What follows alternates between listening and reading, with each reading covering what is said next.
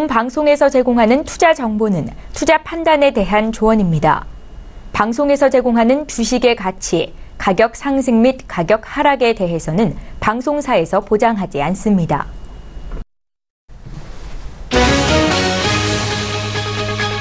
헤드라인 뉴스입니다. 지난 주말 뉴욕 증시에서 주요 지수는 미국과 중국의 무역 협상을 주시하는 가운데 보합권에서 혼조세로 마쳤습니다. 뉴욕 증권거래소에서 다우존스 지수는 전장보다 1.11포인트 상승한 24,715.09의 거래를 마쳤습니다. 반면 S&P 500 지수는 0.26% 하락한 2,712.97을 기록했고 기술주 중심의 나스닥 지수는 0.38% 내린 7,354.34의 장을 마감했습니다. 국제유가는 WTI는 전일과 동일하게 브렌트유와 두바이유는 상승했습니다. 한국석유공사에 따르면 서부 텍사스산 원유 WTI는 배럴당 71달러 49센트에 북해산 브렌트유는 전일 대비 배럴당 2센트 상승한 79달러 30센트에 마감됐습니다. 국내 기준 유가로 적용되는 두바이유도 전일 대비 배럴당 1달러 57센트 상승한 76달러 67센트에 마감됐습니다.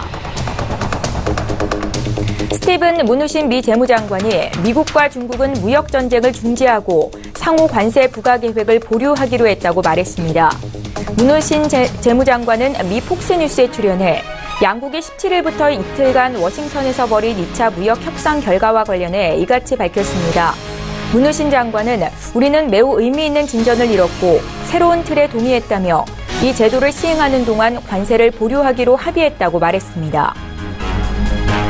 올해 1분기 코스피 상장사의 부채 비율이 다소 높아진 것으로 나타났습니다. 한국거래소와 한국상장회사협의회는 12월 결산 코스피 상장사 598곳의 재무제표를 분석한 결과 이들 기업의 올해 3월 말 현재 부채 비율은 111.38%로 작년 말보다 0.93%포인트 높아졌다고 밝혔습니다. 부채 비율은 부채 총계를 자본 총계로 나눈 값으로 재무 건전성과 안정성을 나타낸 지표입니다.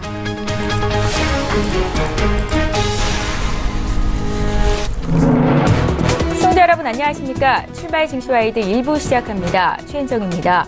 코스피 지수는 지난주 주간 기준으로 0.6% 하락했고 반면 코스닥 지수는 0.4% 올랐습니다. 이번 주에도 증시에 영향을 미칠 이벤트들이 산재해 있는데요. 일단은 문재인 대통령과 트럼프 대통령의 이 한미 정상회담을 하루 앞두고 있고 북한이 이번 주에 예고한 풍계리 핵실험장의 폐기 행사를 예정대로 진행할 것인지 국내외의 관심이 쏠리고 있습니다. 잠시 뒤 전문가 모시고 이번 주 이슈 분석 자세히 들여다보는 시간 갖겠습니다. 자, 오늘 5월 21일 월요일이고요. 출발 증시와이드 일부 시간 지금 본격적으로 시작합니다.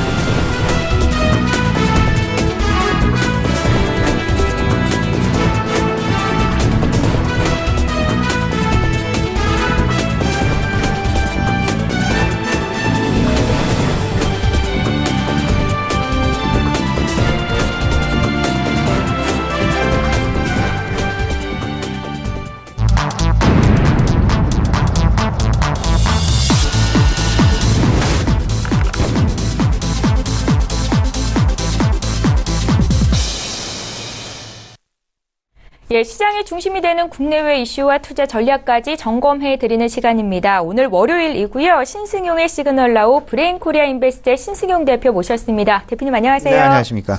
예, 자 먼저 이번 주 증시를 움직일 시장의 신호 어떤 것들이 있는지 화면으로 함께 만나보시죠.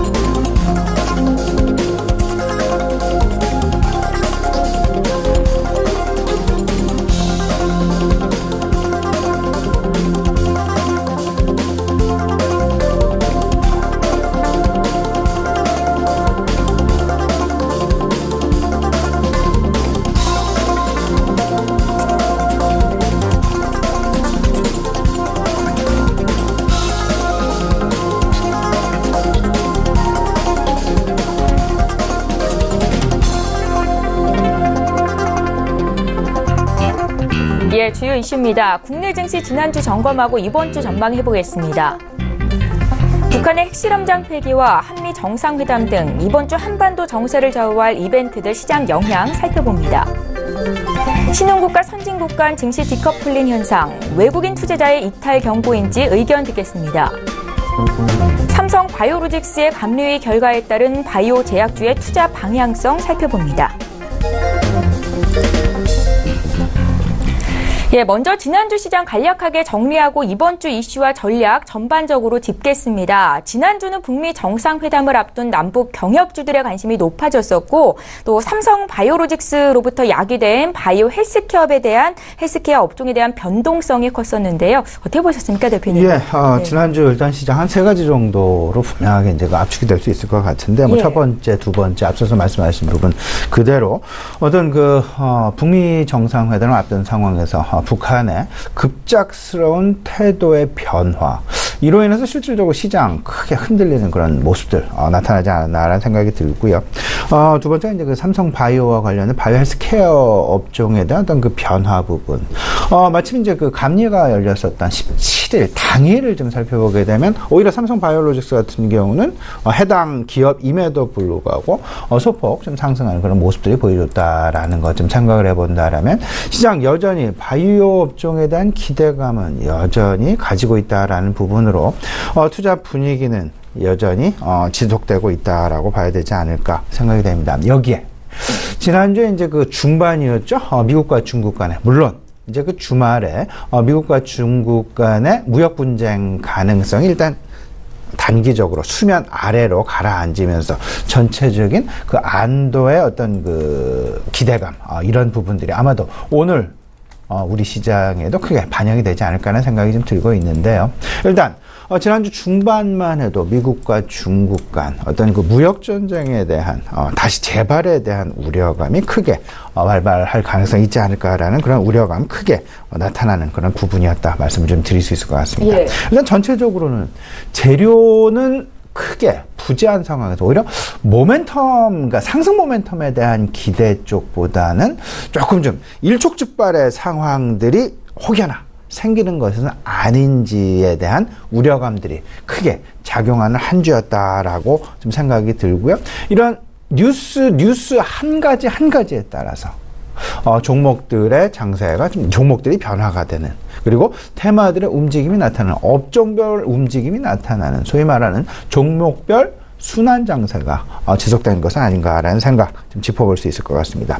일단 앞서서 말씀을 드렸던 대로 지난 주말 나타났었던 미국과 중국 간의 무역 전쟁 완화 내지는 수면 아래로 일시적으로 일단 좀 덮고 가는 그런 분위기들, 물론 6월 10일을 앞두고 북미 정상회담이라는 부분을 앞두고 중국과 미국 간의 무역 전쟁이 일단 수면 아래로 가라앉힌 것은 가라앉혔다라는 평가가 우세하긴 하지만 다시금 뭐 재부각 가능성도 있다라는 그런 이야기가 되겠습니다. 하지만 일단은 좀 전체적으로 뭐 관세 부과와 관련해서는 당분간 진행하지 않겠다라는 그런 의지적인 발언들, 이런 부분들로 봐서는 상당 부분 아마도 무역 분쟁과 관련해서 좀 가라앉는 그런 분위기가 아닐까 생각을 해봅니다.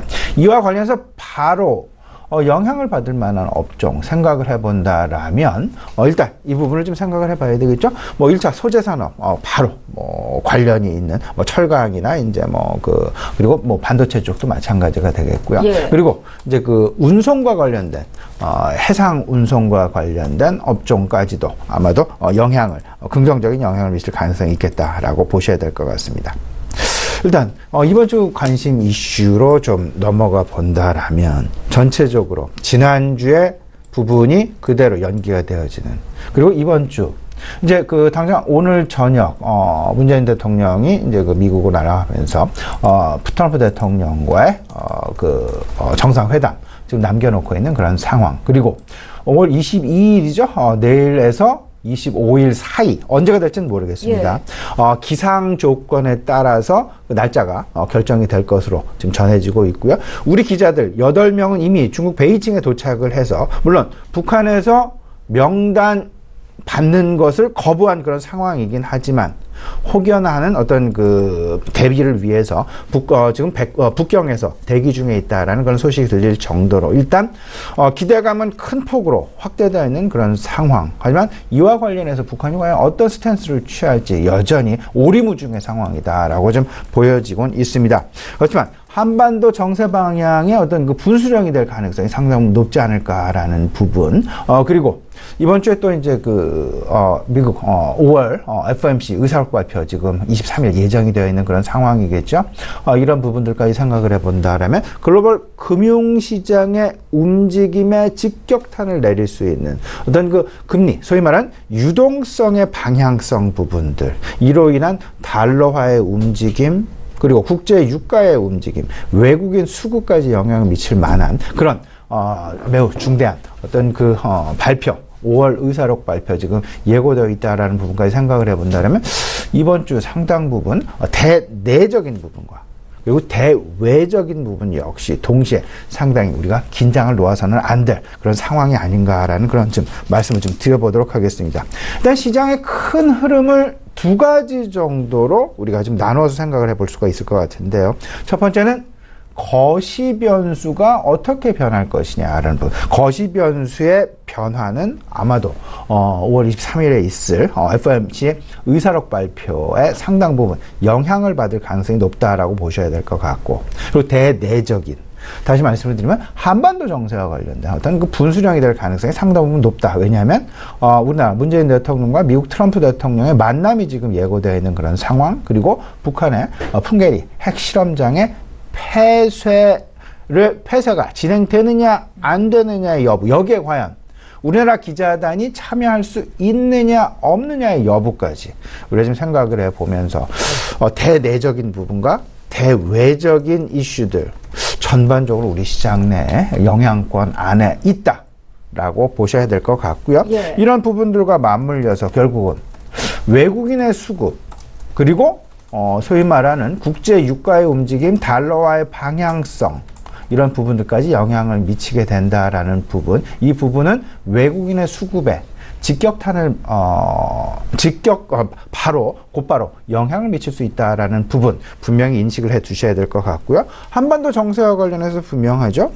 코리아 디스카운트에서 이와 관련해서는 남북 경협주들의 어떤 그 변동성, 이 부분 분명히 염두하시고 시장 대응하셔야 될 것 같고요. 여기에 더 나아가서는 이제 시총 대형주와 업종 대형주들의 움직임들도 외국인들의 수급 여하에 따라서 상당 부분 움직일 수밖에 없지 않을까.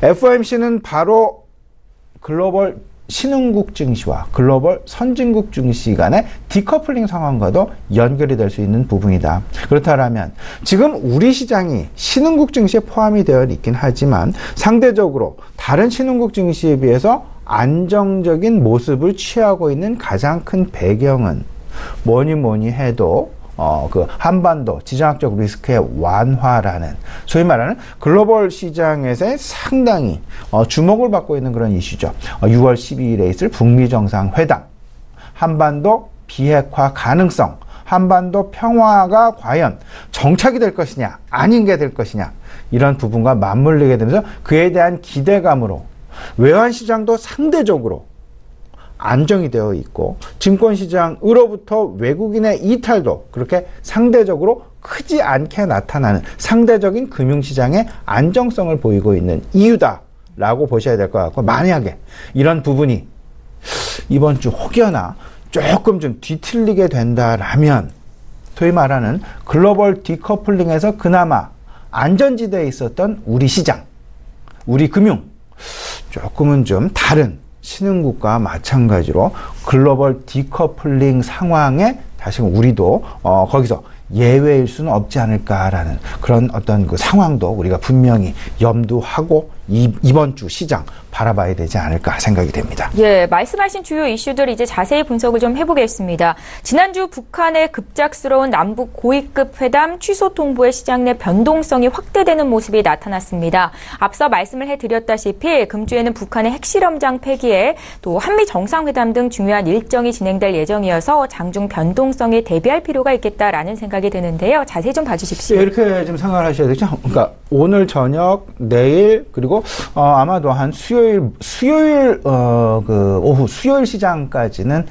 상당히 시장 한시도 우리가 마음을 놔서는 안 될 그런 상황이 진행이 되지 않을까라는 생각 좀 가져보게 됩니다. 따라서 어떤 그 방송이라든지 뉴스 상당히 밀접하게 생각을 좀 해 놓으셔야 될 것 같고요.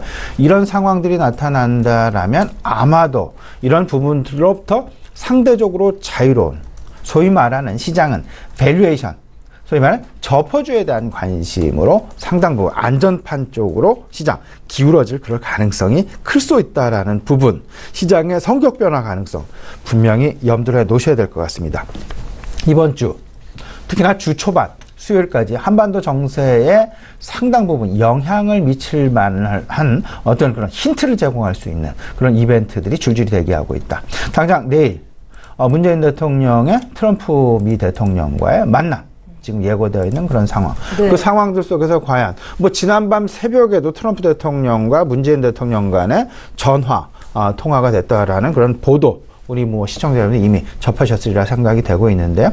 통상적으로 만남을 앞둔 상황에서 전화를 하는 것은 통상적으로 지금 우리가 지금 기대했던 부분은 분명히 아니었습니다. 그만큼 지금 현재 북미 정상회담과 관련해서 트럼프 대통령과 미국 문재인 대통령과 해야 될 이야기들 그리고 확인해야 될 상황들이 그만큼 많이 있는 것은 아닌가라고 좀 의문을 좀 가져보게 되고요. 그렇기 때문에 상당 무조건적인 좀 상당히 잘 될 것이라는 무조건적인 기대감을 갖기보다는 오히려 50% 정도의 가능성을 가지고 우리 시청자 여러분 좀 포트폴리오를 좀 짧게 갖고 가시는, 절대 긴 호흡이 아닌 짧은 호흡으로 갖고 가시는 그런 부분이 바람직하다라는 말씀 좀 먼저 좀 드려봅니다. 일단 22일 한미 정상회담 남겨놓고 있는 그런 상황, 그리고 22일에서 25일 날씨 기상 상황에 따른 북한 풍계리의 핵실험장 폐쇄.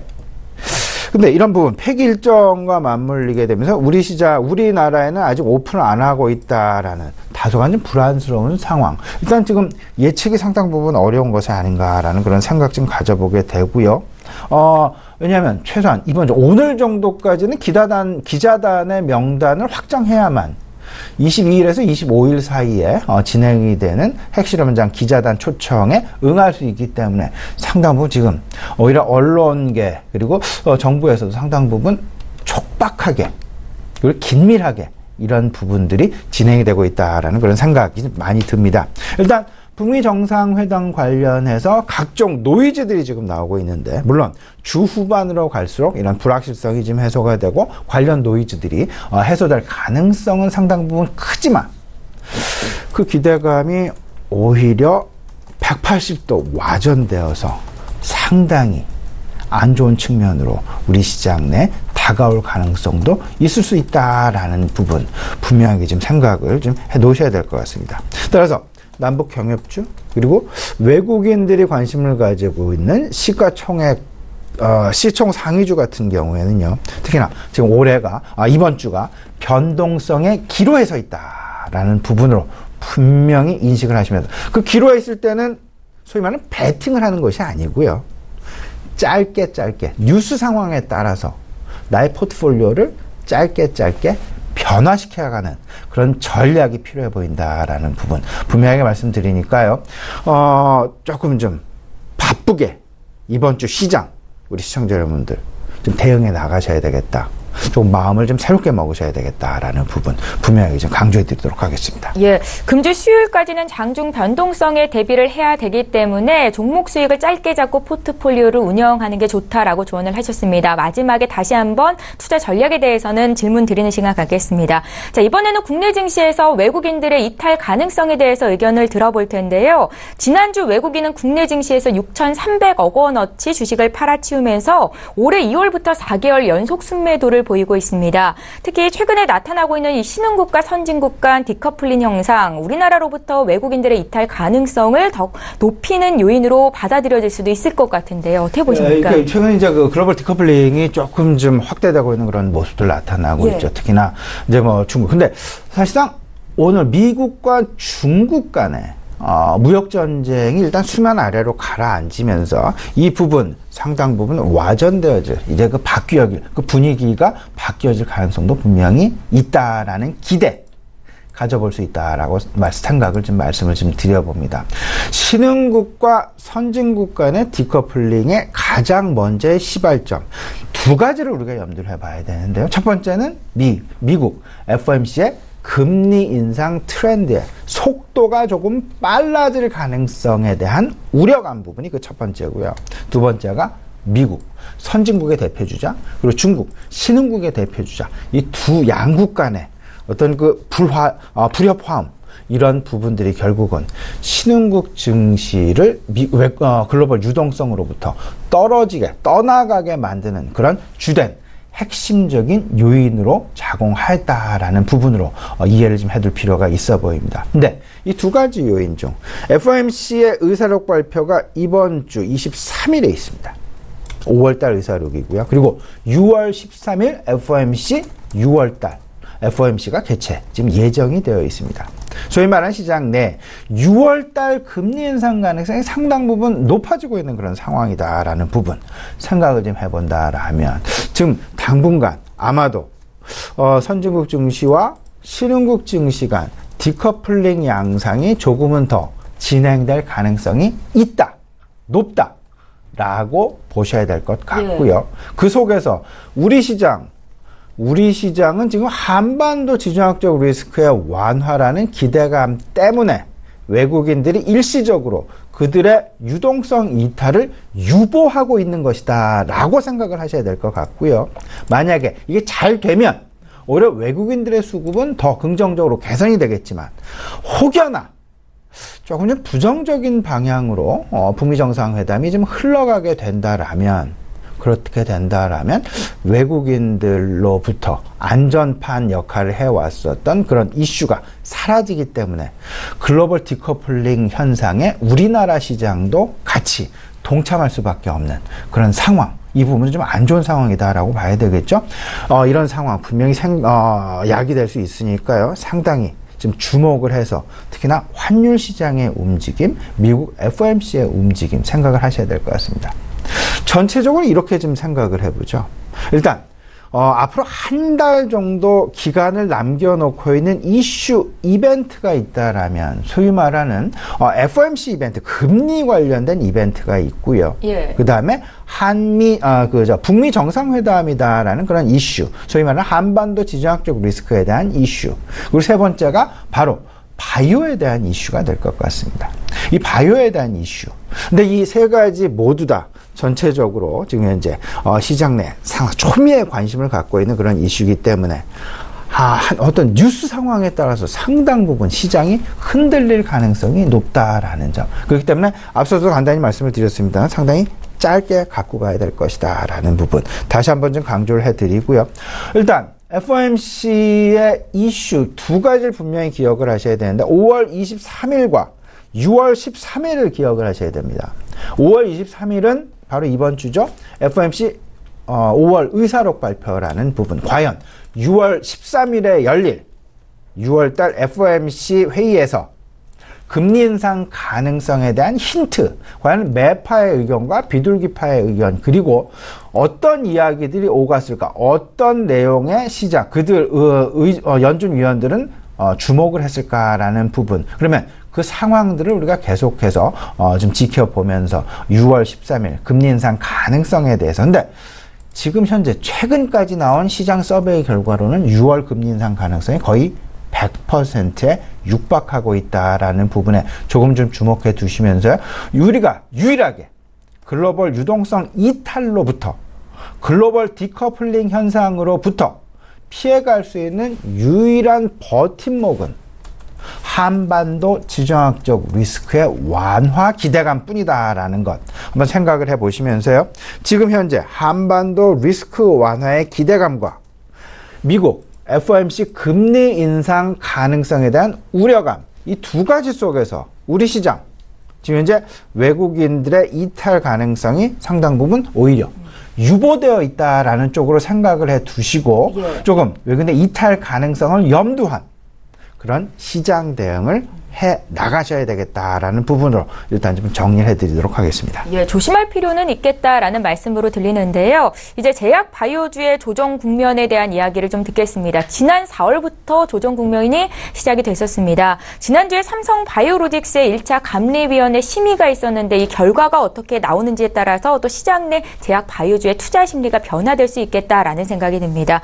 제약 바이오주에 대한 불확실성이 해소될 것이므로 이제 매수의 기회가 될 수도 있다라는 긍정적인 시각도 있던데요. 어떻게 보십니까? 예, 뭐 지금 현재 이제 그 애널리스트 간 그리고 이제 뭐 그 투자 전략관 간에 뭐 이제 불확실성은 중장기적으로 해소되어야 되지 않겠느냐. 뭐 당연히 맞는 말입니다. 근데 문제는 시기가 언제냐가 문제가 될 것 같습니다. 아마도 제재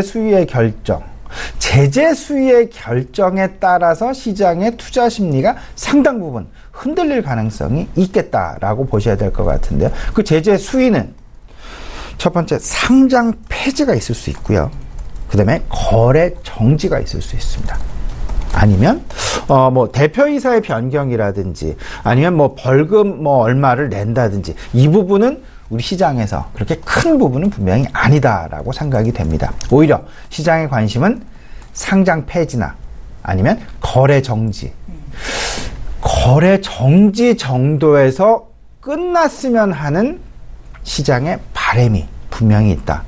거래 정지에서 끝나게 된다라면 시장은 분명히 불확실성이 해소됐다라는 쪽으로 투자 심리가 이동을 하면서 오히려 상승 반전 가능성이 상당 부분 높다라고 보셔야 될 것 같습니다. 예. 시장이 가장 싫어하는 것이 다들 알고 계시겠습니다만 불확실성이다라는 부분이다라고 전제를 한다라면 불확실성 뭐 상장 폐지는 그 이후에 기회가 없으니까 의미가 없다라고 봐야 될 것 같고 시장에서 기대하는 부분은 거래 정지 이상은 안 됐으면 좋겠다. 근데 거래 정지가 며칠이 되건 상관이 없으니까 나온다라면 그러면 시장은 일단 바로 불확실성의 해소다라는 쪽으로 시장의 투자 심리가 기울게 되면서 상승 반전할 가능성이 상당 부분 높지 않겠느냐. 근데 문제는 지금 제약바이오 업종 전반적인 투자 심리 부분이 될 것 같습니다. 지금 일단 5월달 모멘텀이 부재했다. 그 이유 일단 실적 시즌이 끝났다라는 부분 그리고 실적 시즌과 맞물리게 되면서 시장의 눈높이와 그들이 발표하는 실적 간의 갭이 좀 존재했었다라는 부분. 그 갭은 매 분기마다 생기게 됩니다. 이 부분을 바로 실적 시즌 직후 채워가고 이를 극복해 나가는데 이번에는 공교롭게도 삼성 바이오로직스 이슈가 불거져 나오면서 바이오 기업들에 대한 실적 갭, 그 이상 다음 분기를 기대하는 그 기대감이 조금 좀 눌려 있다라는 쪽으로 그렇기 때문에 올 모멘텀이 부재했다라는 그런 평가가 가능하지 않을까라는 생각이 좀 들고요. 또 마침 코스닥 활성화 정책에 따른 코스닥에 대한 기업 수급 개선이 어느 정도 좀 마무리가 됐다라는 부분. 그 이야기는 더 이상 산다라기보다는 튜닝 정도로 이제 지나간다라고 봐야 될 것 같고 이런 부분들. 근데 6월 달이 지나가고 7월 달이 지나가면 물론 상황이 어떻게 진행될지는 상당히 조심스러운 부분이긴 합니다만은 그래도 전체적으로는 분명히 불확실성은 해소되어지는 그런 부분으로 가지 않겠느냐. 그리고 이제 뭐 6월 달에 이제 그 열리게 된 각종 의학 관련 학회, 임상종양 학회랄지 당뇨병 학회랄지 이와 관련된 국내 다양한 바이오 기업들에 대한 약진 부분들, 기대감 부분들이 다시금 시장 내에 작용될 가능성이 크지 않을까라는 부분 분명히 생각을 해보시면서 일단은 시장은 점차 옥석 가리기로 들어갈 것이다 라는 부분. 옥석 가리기는 다시 말씀을 드리면 바이오를 좋아하는 바이오 종목에 투자를 하고 있는 펀드들, 그 펀드들로 하여금 종목의 분산이 아닌 종목별 쏠림 현상으로 나타날 수 있다라는 부분까지 염두에 두시면서 지금 최근은요 항상 뉴스에 우리가 포커스를 뉴스에 주목을 해야 되는 하루가 다르게 나타나는 뉴스에 따라서 시장의 변동성이 나타나고 있기 때문에 한시라도 마음을 놓아서는 안 되는 그런 시장 전개가 진행되고 있다라고 보셔야 될 것 같습니다. 예, 향후 제약 바이오주에 대한 투자 의견을 여쭤봤는데 삼성 바이오로직스의 제재 수위가 얼마나 될지에 따라서 시장 분위기가 결정이 될 것이다라는 조언을 주셨습니다. 자, 이제 마지막으로 이번 주 투자 전략 여쭤볼까요? 네, 이번 주 좀 이렇게 보셔야 되겠습니다. 일단은 주도주는 없는 상황이 되겠습니다. 하지만 대내적인 이슈 그리고 대외적인 이슈가 상당히 예민하게 우리 시장 내에 작용할 가능성이 높다라는 부분 분명하게 좀 말씀을 드립니다. 네. 일단 FOMC라는 이슈가 계속 시장 내 소위 말하는 우리 시장을 제외한 글로벌 디커플링 현상을 만들어내고 있다라는 부분에 분명히 주목을 하시면서 우리 시장이 그나마 외국인들로부터의 안전판 지지대 역할을 해주는 가장 중요한 이슈는 북미 정상회담이다라는 것. 그에 대한 분수령이 될 각종 이벤트가 이번 주에도 줄줄이 대기하고 있다라는 부분. 한미 정상회담과 북한 풍계리 핵실험장 폐기. 이 이슈가 과연 어떻게 진행이 되느냐, 그 결과물이 어떻게 나오느냐에 따라서 외국인들의 유동성 변화, 뭐라고 지금 현재 말씀을 좀 드리기 상당히 어려운 부분. 그렇기 때문에 예측을 하기 어려운 상황에서는 항상 방망이를 짧게 갖고 가는 것이 가장 좋은 투자 전략일 수 있다라는 부분 분명하게 말씀을 좀 드려보고요. 핵심 전략 좀 세워보죠. 일단 한반도 리스크와 관련해서 일단 시장의 관심 남북 경협주입니다. 근데 남북 경협주 절대 길게 가져와서는 안 될 주식. 반등이 나오면 차익 실현. 하락을 하면 아직 6월 12일까지는 기대감을 분명히 가져갈 수 있다. 예. 하락이 나오면 다시금 재매수. 반등이 나오면 다시금. 네. 물론 말은 상당히 쉽습니다. 행동은 상당히 어렵죠. 근데 분명히 이 부분은 이렇게 생각을 하셔야 됩니다. 본인의 기준점을 갖고 가셔야 된다. 기준점을 분명히 만드셔서 대응을 하시면 또 그다지 어려운 부분도 아닐 수 있다라는 부분 말씀을 좀 드려보고요. FOMC 금리 인상과 관련해서 이런 부분 다시 한번 말씀을 드립니다. 금리 인상의 가장 핵심은 인플레이션 부분이 되겠습니다. 인플레이션에 따라서 금리 인상 여부가 결정된다라는 부분 생각을 해보시면요. 결국 금리 인상과 인플레이션은 같이 움직인다. 그렇다라면 인플레이션 플레이를 해야 된다라는 부분으로 말씀을 좀 드려봅니다. 원자재 관련주 지난주에도 상당히 긍정적인 어떤 그 수익률을 우리에게 안겨주었다라는 부분 생각을 해본다면 원자재 관련주와 소재 관련주 분명하게 생각을 해두셔야 될 것 같고요. 미중 간의 무역 갈등이 완화됐다. 이제 수면 아래로 가라앉았다. 그 이야기는 신흥국 경기가 과연 어떤 업종에 가장 의존도가 높냐. IT 업종 그리고 원자재 소재주에 높을 수밖에 없다라는 부분. 아울러 생각을 해보시면서요. 전체적인 투자 판단은 일단은 짧게 그리고 조금 좀 긴 호흡에서는 인플레이션 플레이에 관심을 가져보자라는 부분으로 오늘 말씀 좀 정리하고자 합니다. 예, 한 주의 시작 월요일 개장을 앞두고 투자 조언까지 여쭤봤습니다. 브레인코리아 인베스트의 신승영 대표와 함께했습니다. 잘 들었습니다.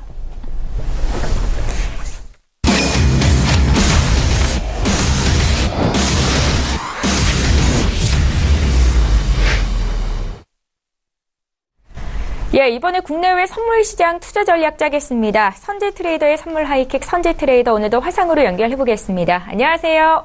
네, 안녕하십니까. 반갑습니다. 예, 반갑습니다. 선재 트레이더님 오늘도 국내 선물 시장 투자 전략부터 전해 주시죠.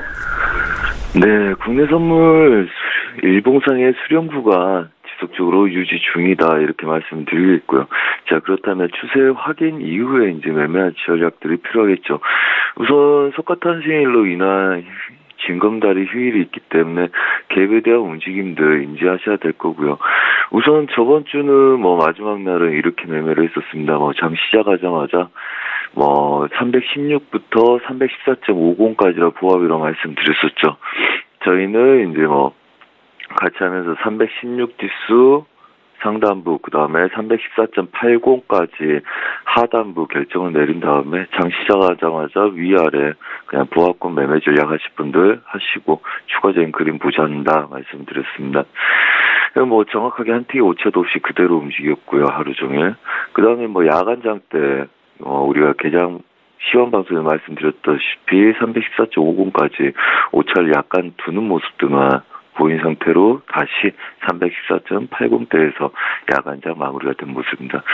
자, 오늘 전반적으로 해외 선물 쪽도 갭으로 움직여서 시작이 되기 때문에 추가적인 돌파 여부들 보셔야 될 거고요. 만약에 이탈하더라도 추세 어제 박스 구간 고점나 저점 구간에서는 단 한 번만의 지지력만 확인하고 배팅이 들어가는 게 좋다 이렇게 말씀드리겠고, 징검다리 휴일이기 때문에 롱포가 아닌 이상 굳이 달려들어서 매매를 적극적으로 할 필요는 없다 이렇게 말씀드리겠습니다. 여전히 일봉상의 수렴 구간 아직 먼 구간을 두고 있기 때문에 갭으로 크게 움직여서 돌파하지 않은 이상은 여전히 수렴 구간 유지를 하면서 보시고요. 316지수는 수렴의 중심이기 때문에 본인의 뚜렷한 관점이 없다면 우선은 추격 매매보다는 보합권 매매가 유효하다 이렇게 말씀을 드리겠습니다. 이상입니다. 네. 예, 잘 알겠습니다. 국내 선물시장 투자 전략부터 전해주셨고요. 이번에 해외 쪽도 봐주십시오. 네. 달러 인덱스 신고가 갱신 여부를 확인하시라 말씀드리고 싶습니다. 우선은 전일 거래일 때 이 추세선을 돌파 시도를 했다 다시 무너진 모습입니다. 우선은 전 고가를 지지하고 싸우는 듯한 모습인데 중요한 건 이거죠. 신고가 돌파의 가능성이 있으면 얘네들 추세적으로 그림을 봐야 되겠지만 그렇지 못한다면 지속적으로 반대매매나 보합권을 봐야 되지 않겠습니까?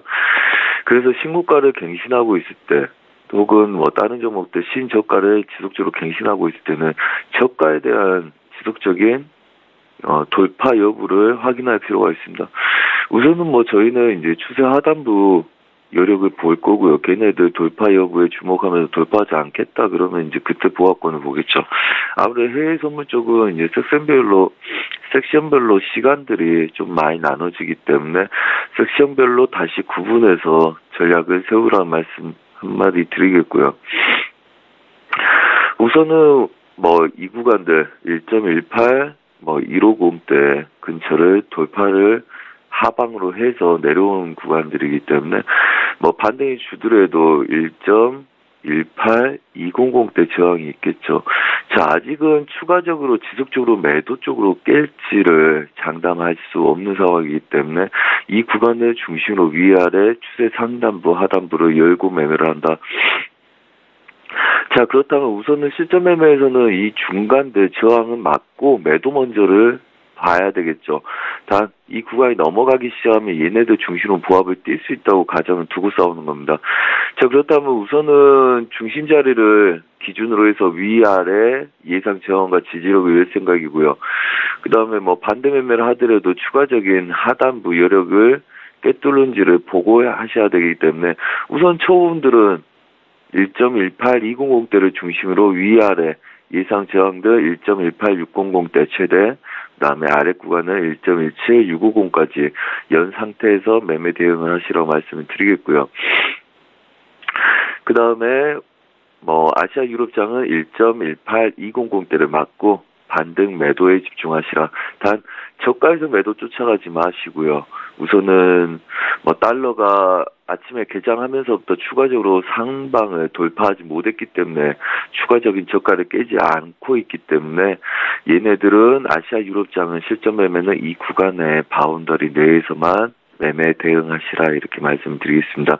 그 다음에 유럽장하고 미장은 추가적인 돌파 여부에 주목하면서 추가적인 저항권을 열면서 매매를 하셔야 되는 좀 복잡한 매매일 거다 이렇게 말씀드리겠습니다. 지속적으로 달러 인덱스는 지속적으로 강세를 띌 거기 때문에 월물을 넘어서는 차월물에 대한 전략들은 추가로 유로 달러나 골드는 하방에 열고 대응하신 게 유리하다 보고요. 달러 인덱스는 매수 쪽으로 더 열고 대응하시라 이렇게 말씀드리겠습니다. 자, 그 다음에 크루드오일입니다. 크루드오일 71달러부터 72달러까지 보합 예상해 드렸었습니다. 우선 오전 중에 아시아 시장 호주장 개장하면서 71.90을 다시금 급등으로 찍은 모습입니다. 한마디로 얘네들은 추세를 아시아 시장에서 돌파하면서 시작이 됐다는 거죠. 자, 그렇다면 71.50대 저항을 두고 있습니다. 최대 저항은 71달러까지 그대로 다시 열고 하셔야 되겠지만 70달러를 지지한 차트들이 여전히 71달러 굉장히 강력하게 추세 지지력을 받아내고 있는 모습입니다. 그 다음에 금요일날 저항을 받았던 구간들을 오늘 돌파해서 72달러 확인을 할 수 있는지를 체크하고 있기 때문에 여전히 실전 매매에서는 71.50 지지력의 배팅을 고려하시고요. 그 다음에 71달러가 최종 하단부라고 여기시고 71달러가 무너진 아이들은 절대적으로 매수를 받아서는 안 될 거다. 그래서 아직은 저번 주 말에 만들었던 보합권 내에서의 매매 전략들이 유효하기 때문에 일봉상에서도 추세가 지지된 애들은 아직 매수를 인정하고 싸우셔야 되고요.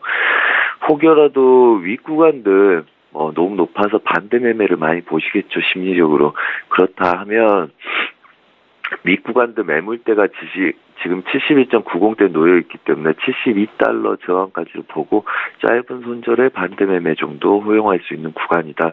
그래서 아직까지는 보합 매매 노리는 게 좋고, 단 매수 72달러 부근에서 매수 쫓아가는 거나 아니면 71달러 부근에서 매도 쫓아가는 추격 매매는 자제하시라, 이렇게 말씀드리겠습니다. 그리고 좀 겁이 나시는 분들이 반대 매매 하시기 좋은 자리는 72.50 위에가 좋겠죠. 여튼 일봉상에서의 추세 자리를 체크들 하시고요. 섹션별로 아시아 유럽장 보합 매매는 보합권 매매 전략, 그 다음에 유럽장 미장은 신규 추세에서의 되돌림이나 아니면 신규 추세를 돌파하는 그림들, 그렇게 매매 전략을 꾸리시라. 섹션별로 좀 다르게 전략들을 꾸려 나가셔야 된다, 이렇게 말씀드리겠습니다. 자, 그 다음에 골드입니다. 자, 골드 예상 저항들 1300대까지를 열고 지속적으로 대응을 하고 있습니다. 한마디로 저가를 크게 깨지 못하고 매수 쪽 시도를 바라본다는 관점이고요.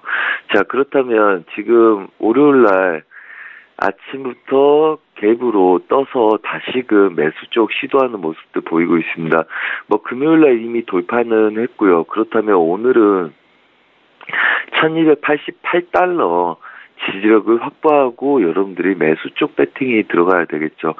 자, 그렇다면 고점은 아직 높이지 못하고 있기 때문에 아래 눌림에서의 지속적인 고점 테스트 여부는 열어놓고, 얘네들이 이렇게 고점 테스트를 한 번씩 한다는 이유는 달러 인덱스가 추가적인 방향을 나타내지 않고 있기 때문에 얘네들이 전체적인 보합을 들 수 있다는 거겠죠. 자, 그렇다면 오늘은 1288달러 지지력의 눌림 매수 배팅 위주로 보시고요. 1300달러까지는 전체적인 보합권 횡보 뛸 수 있다는 가정하에 눌림 매수에 짧은 손절로 대응한다, 이렇게 보시면 되겠습니다.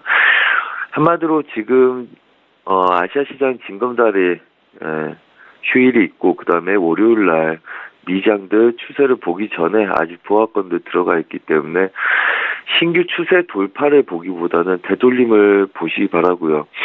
신저가나 신고가를 본인이 보기 위해서 신규들 추격 매매하는 건 좀 자제하시면서 월요일, 화요일을 보내시라, 이렇게 말씀드리겠습니다. 이상입니다. 예, 국내외 선물시장 투자 전략 구체적인 수치까지 제시를 해주셨습니다. 지금까지 선재 트레이더와 함께했습니다. 잘 들었습니다. 네, 감사합니다. 예, 출발 증시와이드 1부 여기서 마칩니다. 잠시 뒤 2부 시간에는 전문가와 함께하는 추천주 공개 시간이 있습니다. 기대해 주시고요. 채널 고정해 주십시오. 저희는 잠시 뒤 2부 시간으로 오겠습니다. 고맙습니다.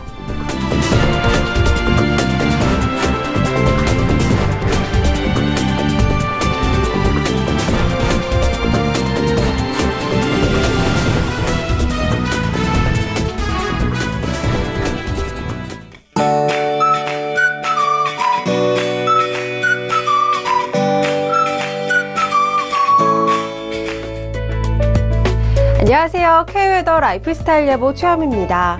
오늘까지는 날씨로 인한 큰 불편 없겠습니다. 맑은 날씨 속에 대부분 지역 낮 기온이 어제보다 높겠는데요. 그만큼 일교차도 크게 벌어져 체온 유지 잘 하셔야겠습니다. 서울 아침 기온 11도에서 한낮엔 25도가 되겠고, 광주 24도, 부산 20도, 강릉은 17도로 동쪽 지역은 상대적으로 선선하겠습니다. 계속해서 깨끗한 동풍이 불어오면서 오늘도 쾌청하겠습니다. 미세먼지 농도 좋음 단계가 되겠고, 다만 자외선 지수는 강한 햇볕의 나쁨 단계가 예상되니까요. 외출하실 때는 자외선 차단에 신경 쓰셔야겠습니다. 현재 위성 영상 보시면 전국이 대체로 맑은 모습입니다. 오늘은 동해상에 위치한 고기압의 영향을 받다가 점차 그 가장자리에 들면서 구름이 많아지겠습니다.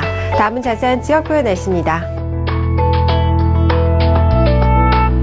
중부지방 대부분 일교차가 10도 이상 되겠고요. 춘천은 20도 이상 기온 변화가 크겠습니다. 한낮엔 서울 25도가 되겠습니다. 동해안 지방은 평년 기온을 6도가량 밑돌면서 쌀쌀하게도 느껴지겠습니다. 낮 최고 기온은 강릉 17도가 예상됩니다. 남부지방은 동풍이 부는 경상도는 상대적으로 선선하겠고요. 광주, 전주 24도, 대구 22도를 보이겠습니다. 현재 동해와 남해상에는 풍랑특보가 발효 중인데요. 물결은 남해상에서 최고 6m로 매우 높게 일겠습니다. 항해나 조업하는 선박은 각별히 주의하셔야겠습니다. 석가탄신일인 내일은 오후부터 서울, 경기와 충남에 비가 시작돼 밤에는 전국으로 확대되겠는데요. 이 비는 모레 수요일 아침에 대부분 그칠 전망입니다. 날씨였습니다.